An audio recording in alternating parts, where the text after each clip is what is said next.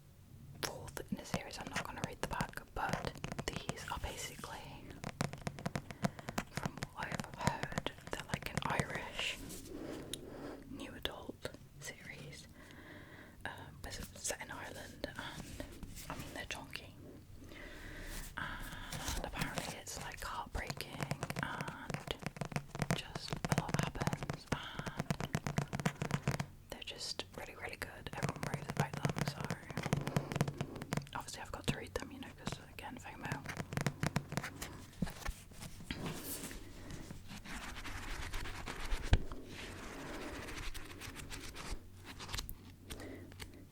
To be honest, the chapters don't look that long, so although they're big, you know,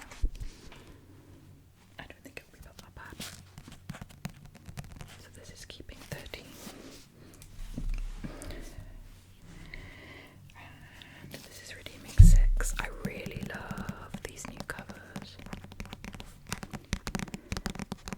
I do not like people covers unless it's like cartoon people or like, you know, like the original Throne of Glass series. I love those covers. I don't like real people on the covers. It really bothers me unless it's done in like a certain way.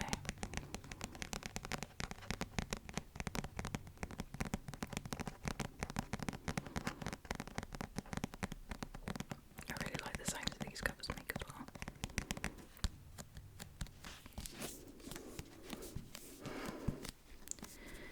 So yeah, I probably will end up getting the other two and Taming 7 physically because they just look really good on the shelf. They're so heavy though.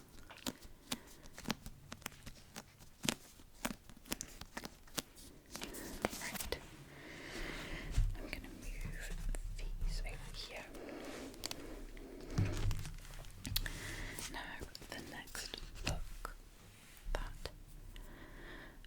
the next two books actually, one was recommended by Guy ASMR, Quiet Guy ASMR, and the other one she hauled recently, and it just sounded really fascinating, so I obviously picked it up.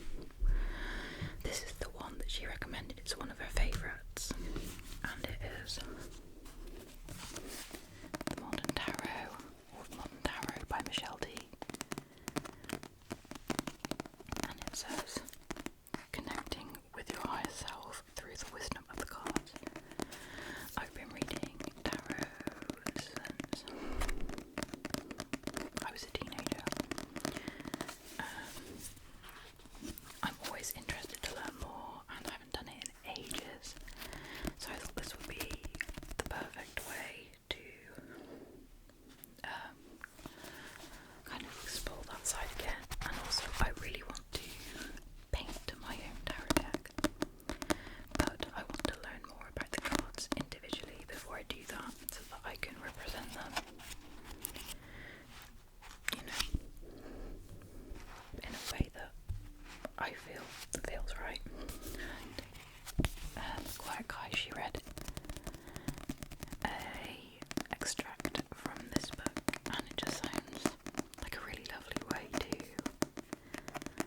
you know, relate to tarot, kind of like the author talks about the cards through their own experience in life, and to be honest, the way you should relate to tarot is through your own life. And this cover is stunning.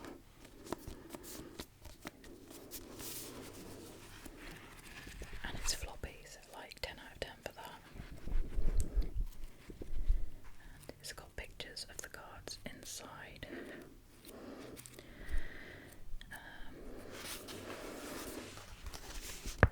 There's the Wheel of Fortune and Ten of Cups. And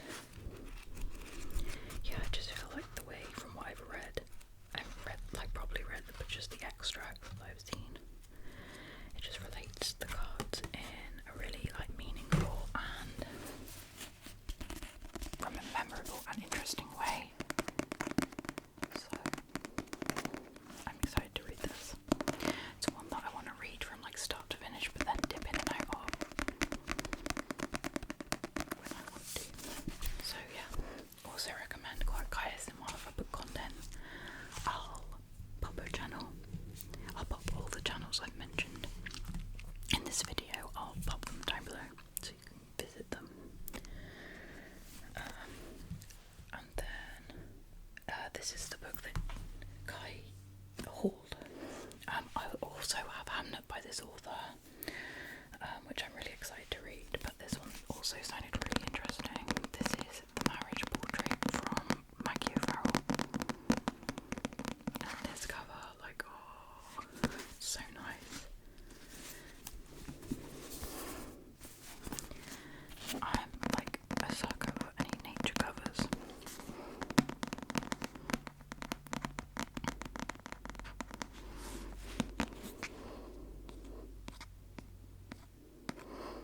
I was just making sure you can actually see what I'm doing here.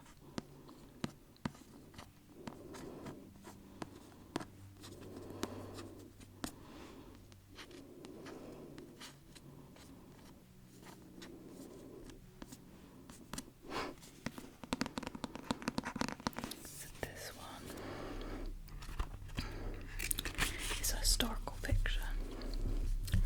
In the winter of 1561, Lucretia, Duchess of Ferrara, I'm probably butchering these names, is taken on an unexpected visit to a country villa by her husband Alfonso. As they sit down to dinner, it occurs to her that their journey to this lonely place has a sinister purpose. He intends to kill her. The Marriage Portrait is the story of a singular young woman who must battle for survival amidst the splendour and treachery of the Italian Renaissance. Yeah, that sounds... I love historical fiction, and I love learning about parts of history that I'm not familiar with, and I'm really interested in learning more about the history of Italy in particular, because I think I explained it before. I just had no connection to my Italian heritage because it was just like kept from me. So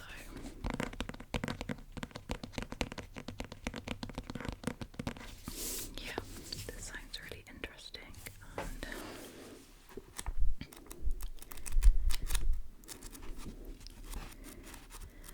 it has really good reviews, so yeah. That's that one. And then we have a book that like everybody and their pet gecko is talking about.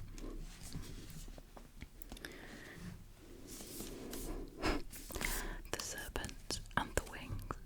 The Serpent and the Wings of Night. I always get that title so mixed up in my head. They didn't have the second book, so for now we just have the first one, but as soon as I can, I will be getting my hands on the second one. So this is by Serpent, and I've heard just so many amazing things about this book, the series, and this author in general. I've heard the second book isn't as good, but she's bringing out a third book this year, so I need to get on the bandwagon so I can get excited with everyone else.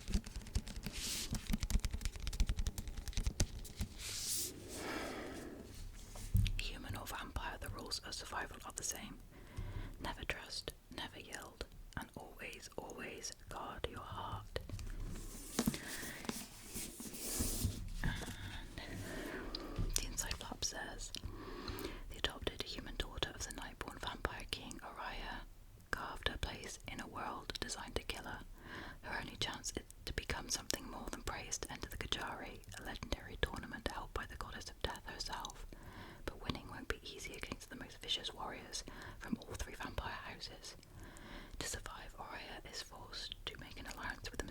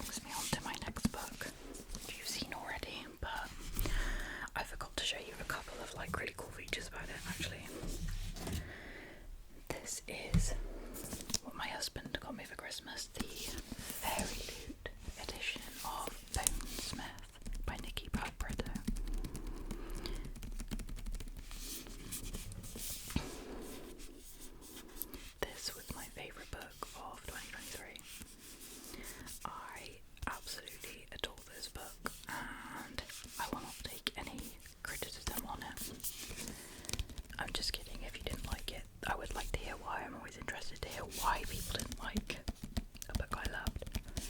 And of course, we respect everybody's opinions in this part of the YouTube.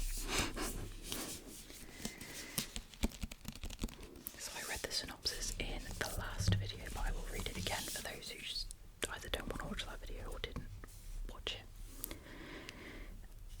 In the Dominions, the dead linger, violent and unpredictable, unless a bonesmith severs the ghost from its earthly remains. For Bonesmith Wren, becoming a Volker, a ghost-fighting warrior, is a chance to solidify her place in the noble house of Bone and impress her frequently absent father.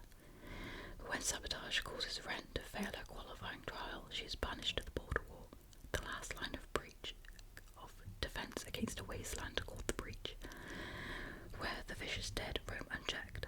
Determined to reclaim her family's respect, Wren gets her chance when a House of Gold prince is kidnapped and taken beyond the wall. To prove she has what it takes to be a Volker, Wren vows to cross the breach and rescue the prince. But to do so, she's forced into an uneasy alliance with one of the kidnappers, a fierce ironsmith called Julian. From the exiled House of Iron, the very people who caused the breach in the first place, and the House of Bone's sworn enemy. As they travel, Wren and Julian spend as much time fighting each other as they do the undead. But when they discover there's more behind the kidnapping than either of them knew, they'll need to work together to combat the real danger, a dark alliance that is brewing between the living and the undead. This book, like, I'm obsessed. This book is like one of those where you're like, oh yeah, you thought you knew what's going on. No, you didn't. Like, there's just constant twists, constant new information, and I just love this world. I love the concept of bonesmiths and the undead, and basically it's like the White Walkers from Game of Thrones, which is like my favourite part of Game of Thrones. But obviously it has the really cool sprayed edges, which I showed in the last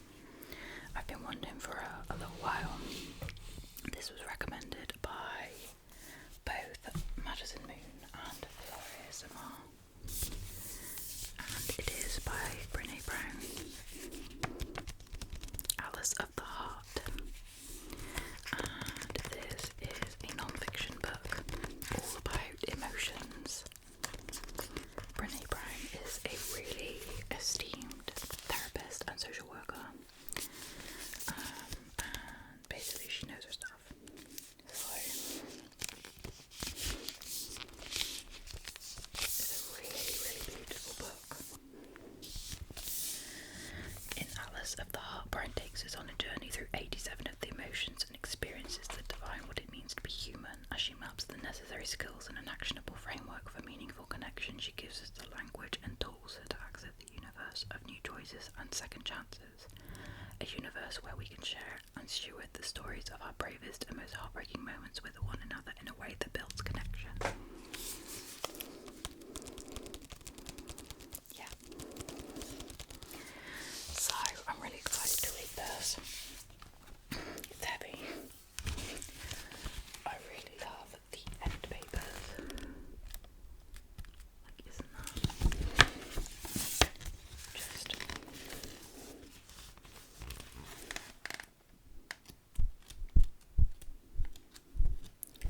And the pages are all shiny and it's just a really nice quality book. I'm sorry about the creaking. Let me just do that over there. That didn't make a single bit of difference. We'll fix that in a minute. Sorry about that. And then I got 3 books from HarperCollins because I reviewed a manuscript for them and they gave me 3 books to say thank you for doing that. These arms are really loose, they keep falling off.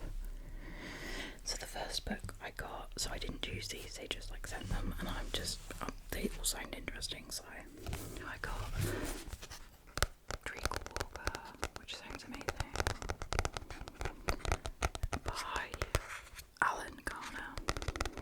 I've heard of this book, but I've just never looked into it. It's very short. It's about 150 pages, and that was not a good page to show. The font is massive, and a lot of the pages are like blank. An introspective young boy, Joseph Cobbett, squints at the world with his lazy eye. Living alone in an old house, he reads comics, collects bird eggs, and plays with his marbles. When one day a rag and bone man called Treacle Walker appears, exchanging an empty jar of a cure-all medicine and a donkey stone for a pair of Joseph's pyjamas and a lamb's shoulder blade, a mysterious friendship develops between them. I mean, that tells you absolutely nothing, but you know what? It's like 150 pages, so it's not got very good reviews, but with books like this, you know, where they're a bit strange, you know, I feel like they aren't going to be for everybody, so I tend to really like those books that are a little bit, you know, odd. And then this one is quite popular, I think. This is really good, actually, by Monica Halsey.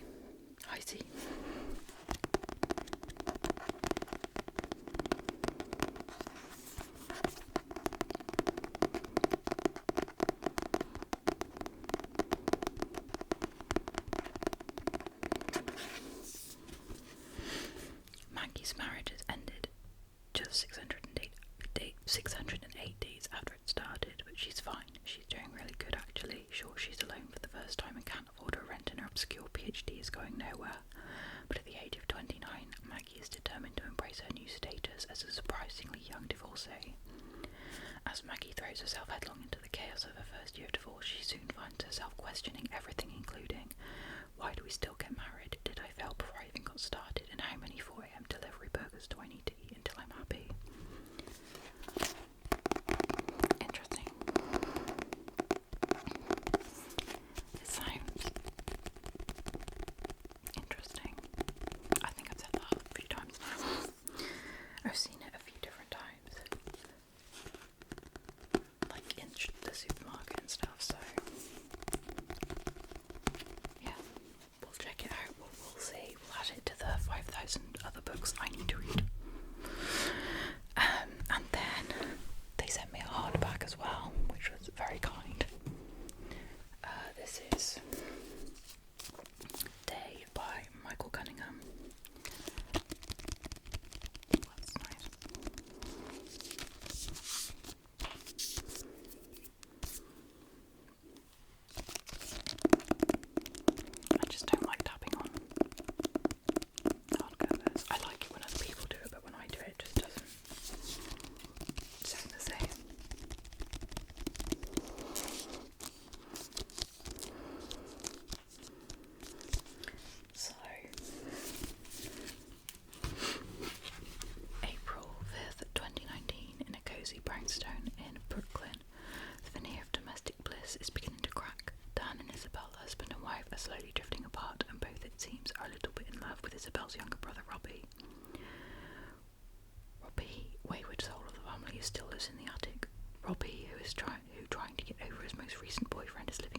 identity through a glamorous avatar online.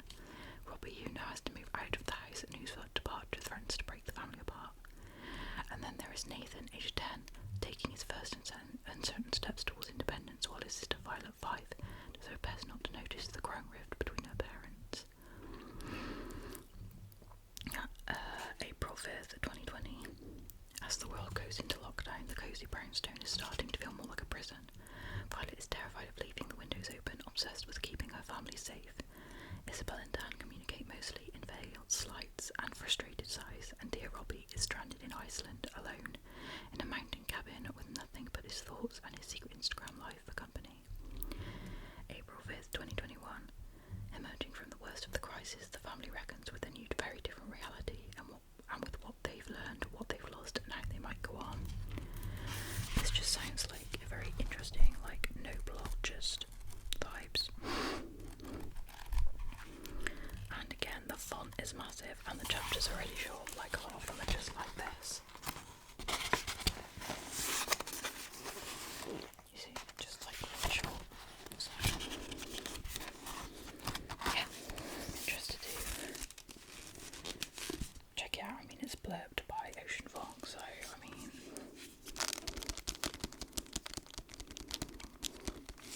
yeah. But thank you so much.